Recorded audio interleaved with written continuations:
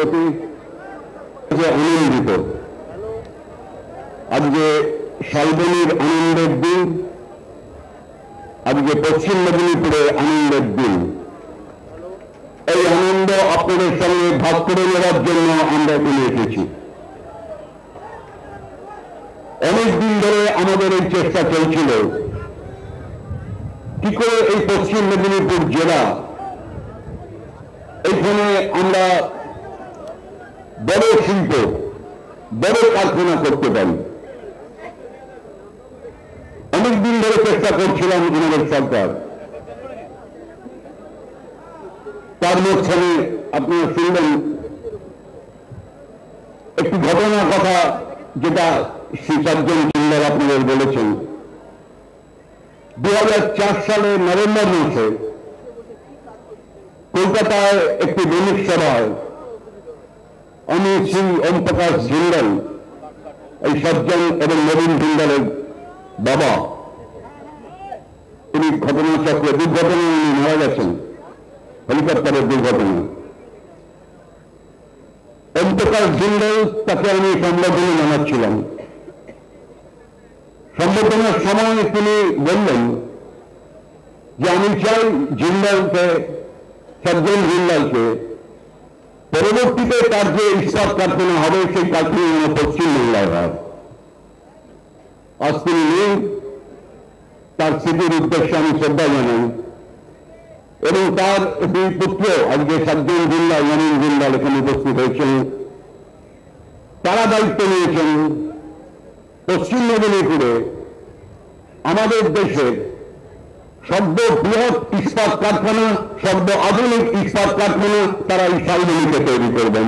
তাই জন্য এই শালবনী মানুষের পক্ষ থেকে, পশ্চিম মেদিনীপুরে আপনাদের সবার পক্ষ থেকে আমি জিন্দাল কোম্পানিকে আমার শুভেচ্ছা অভিনন্দন জানাই।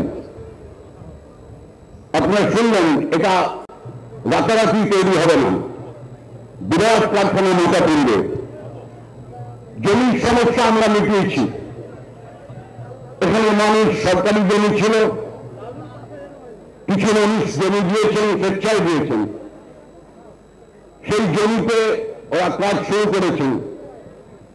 এবং আমি যতবার জিজ্ঞাসা করেছি, ওরা বলেছেন যতবার আমরা শালবনীতে যাচ্ছি মানুষ আমাদের দুহাত তুলে সমর্থন করছেন, বলছেন আপনাদের যা দরকার তাই আমরা করব,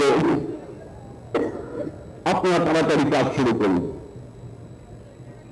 এখানে আপনারা শুনলেন প্রায় 36 কোটি টাকা পুঁজি নিয়োগ হবে।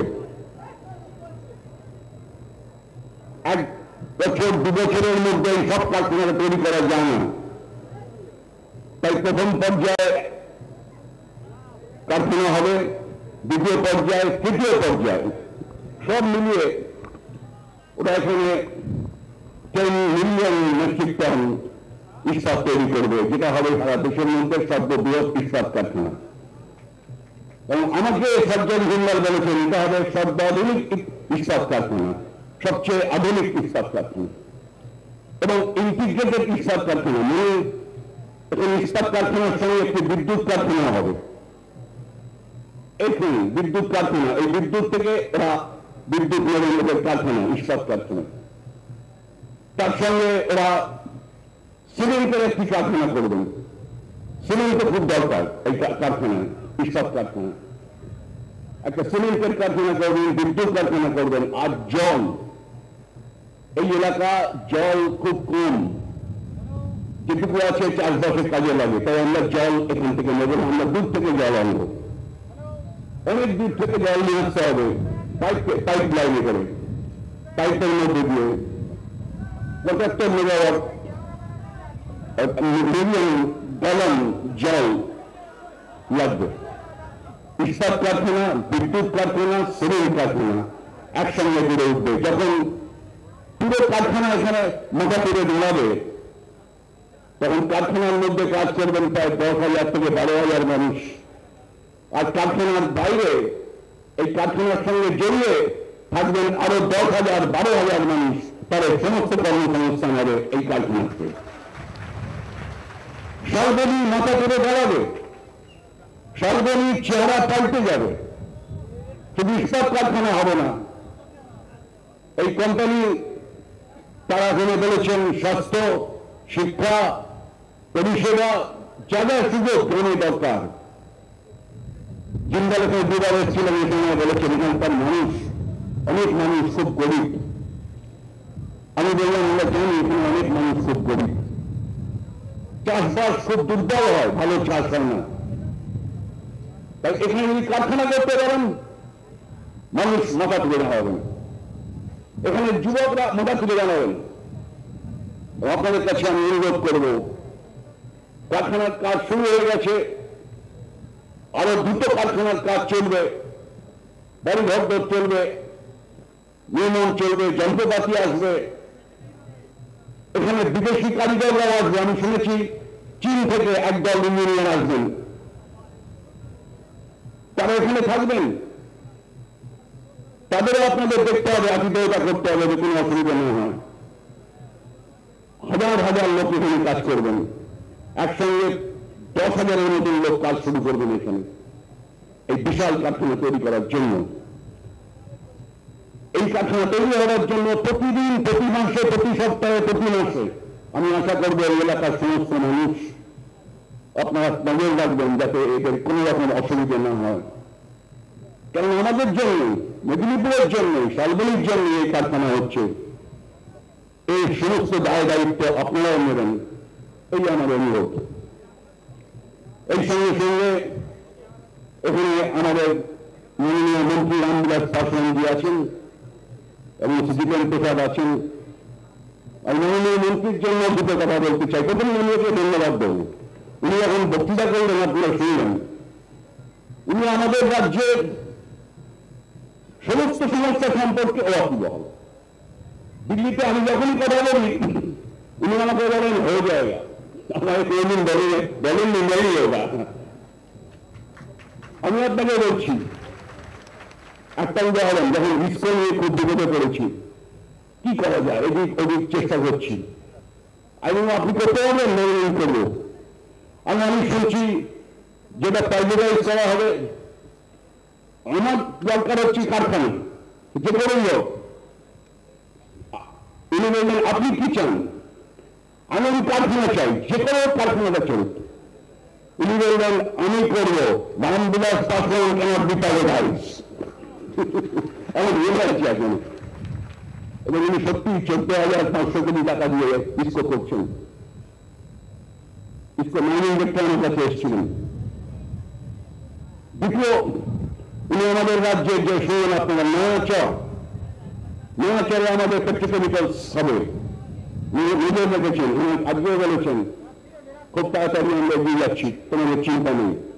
নয়াচরে পেট্রোকেমিক্যাল কমপ্লেক্স। তৃতীয়ত আমাদের দুর্গাপুরে আর হলদিয়াতে আমাদের ফার্টিলাইজার প্লান্ট, দুটোই বন্ধ।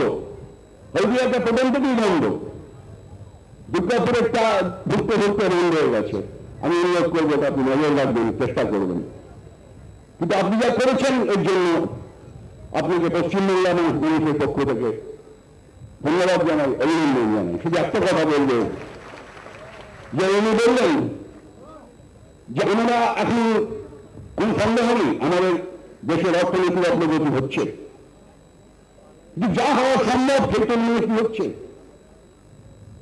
উনি বললেন আমাদের লক্ষ্য হচ্ছে 124 মিলিয়ন মেট্রিক টন ইস্পাত আমরা করব। 30-40 থেকে আজকে এইখানে আমরা এসেছি। 30-40 মিলিয়ন মেট্রিক টন ছিল, 124 ওনার এই একাদশ পঞ্চবার্ষিকী পরিকল্পনার টার্গেট।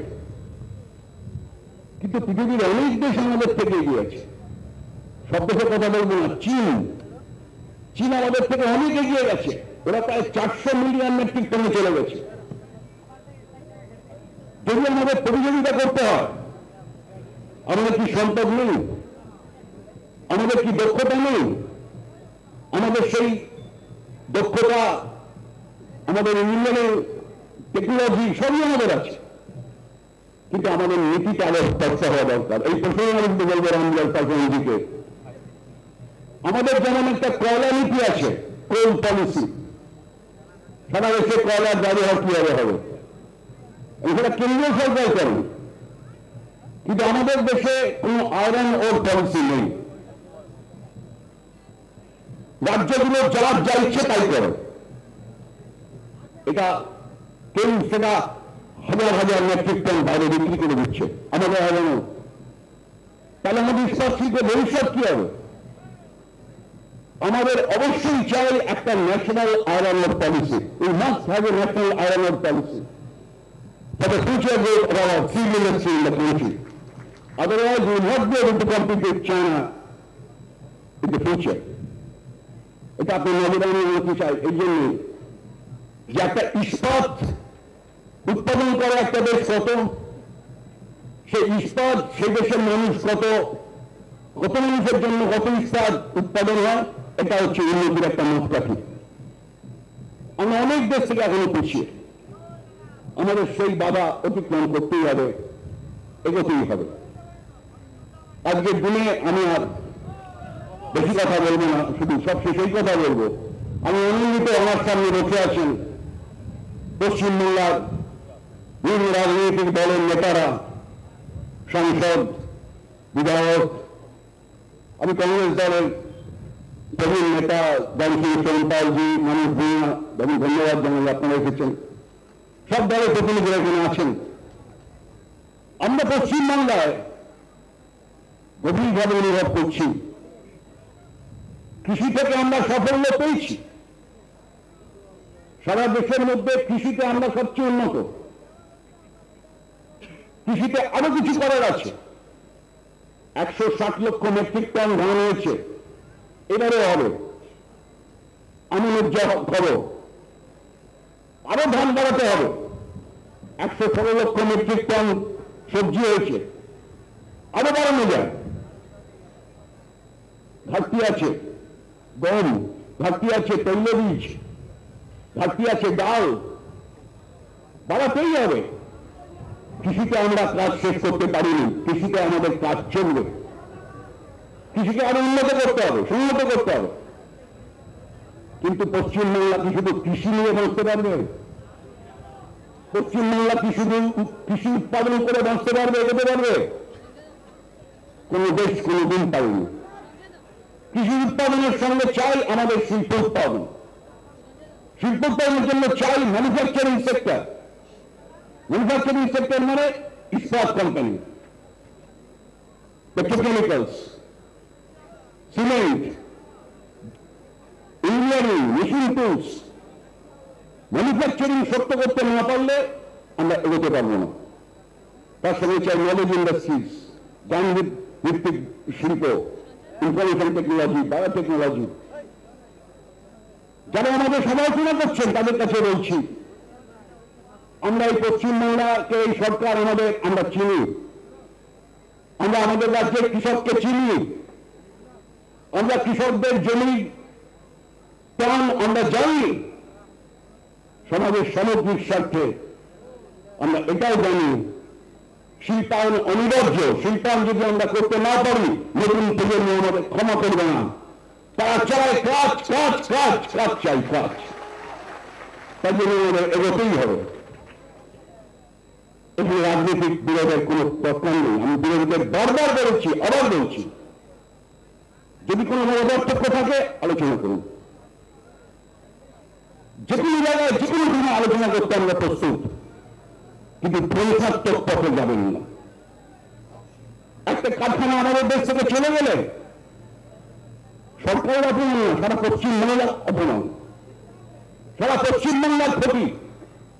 এই ক্ষতি করবেন না। আমরা সরকার এবং বিরোধী দল একসঙ্গে বসে আলোচনা করে যে কোনো সমস্যা মেটাতে পারি। ভবিষ্যতে সেটাই হওয়া উচিত।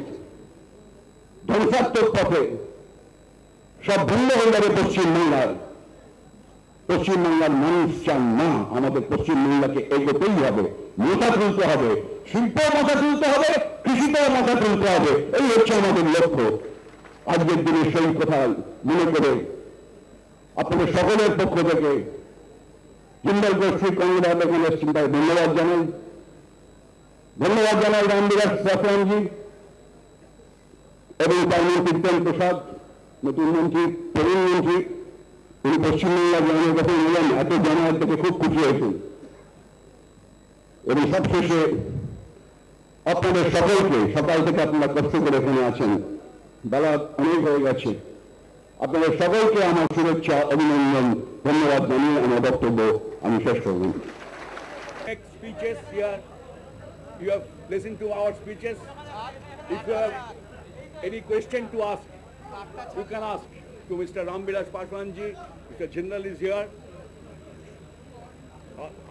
You can ask any question to anybody. But this should be a very short.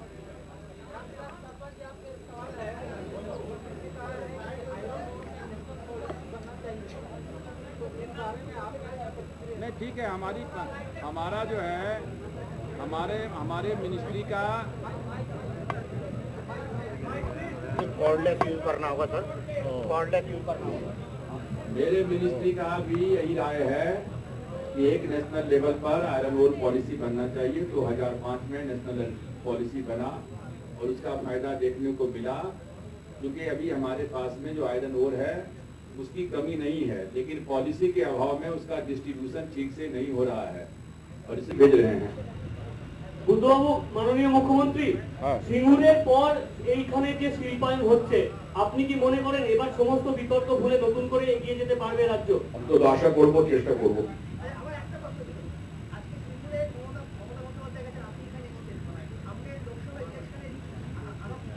নির্বাচন করতে কেন আসেনি, ইস্পাত শিল্প করবে। What are the lessons that you have learned from your Singur experience? Why you are repeating the Singur thing? You should ask something about Shalboni.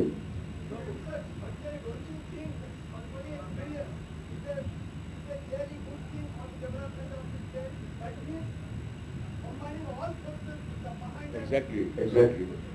Singur was the exception. You see, the whole things are happening in the state. In other part of the state, new factories are coming up. And today it is the largest steel plant in the private sector. This is our future. Not to, we should forget what happened in Singur. We are going to announce our next project in Singur very soon.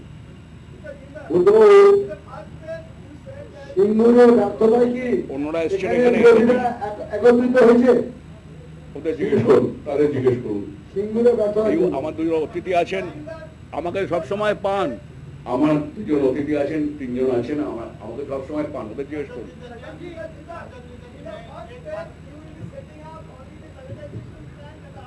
No, let him explain.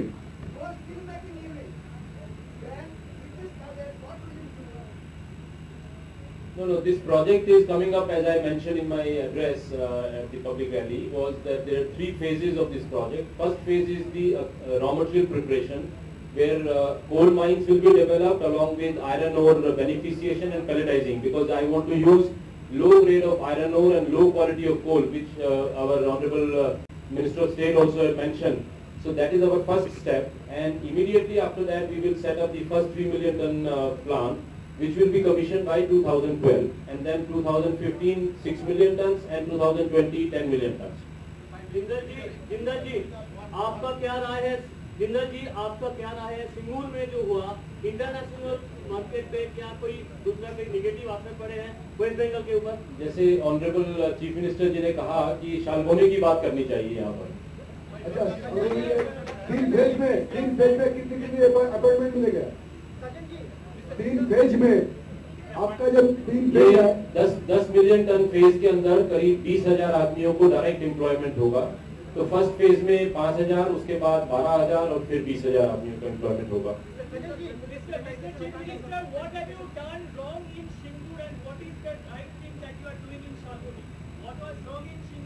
I don't think I have done anything wrong in Singur.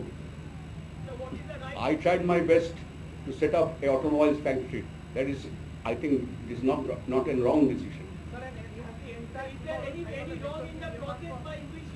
I don't think so. You ask this question to opposition.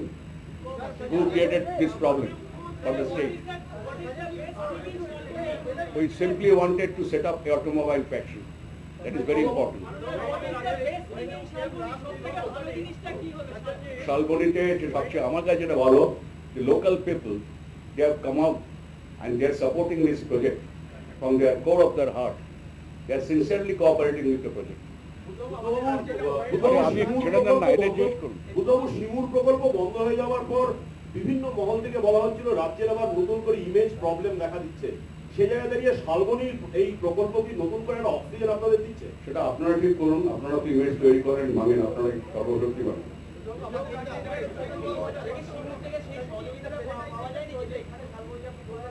Exactly.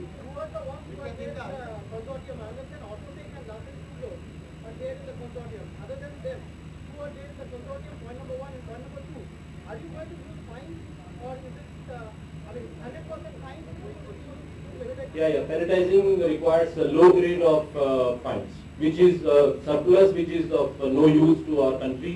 That grade, 50 grade, 52 grade material will be used for making pellets.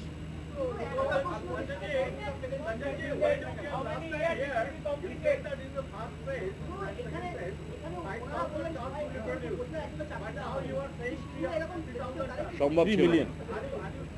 এখানে কত পরিবার জানেন? 137, আর ওখানে 12,000। So it is 3 phases, 3 million tons each. একটা জিনিস জানতে গেছি, সিঙ্গুরে properly জমির দাম দেওয়া হয়নি বলেই গন্ডগোল হয়েছে, এখানে প্রপারলি জমি এবং চাকরি দেওয়া হচ্ছে বলে কোনো গন্ডগোল হচ্ছে না। এবং এছাড়াও এই কথার কোনো ভিত্তি নেই। আপনি কাগজপত্র ঘেটে, সাংবাদিক হতে গেলে কাগজপত্র ঘেটে আসতে হয়। When the project will be completed. The first phase of the project will be completed in 2012, and then second phase 2015, that is will be 6 million, and 2020 will be 10 million tons.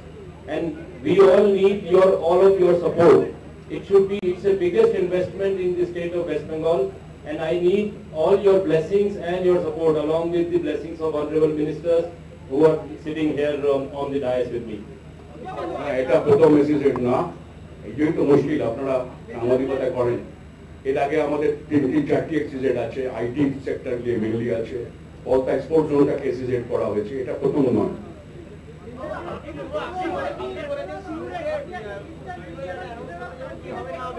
যখন করবো তখন জানতে পারবেন, যখন অ্যানাউন্স করবো। আপনি যখন আমরা বলবো, অনেকগুলি প্রপোজালস আমাদের সামনে আছে, আমি এবং আমার শিল্পমন্ত্রী আমরা আলোচনা করছি, when we take a final decision তখন আপনারা জানতে পারবেন।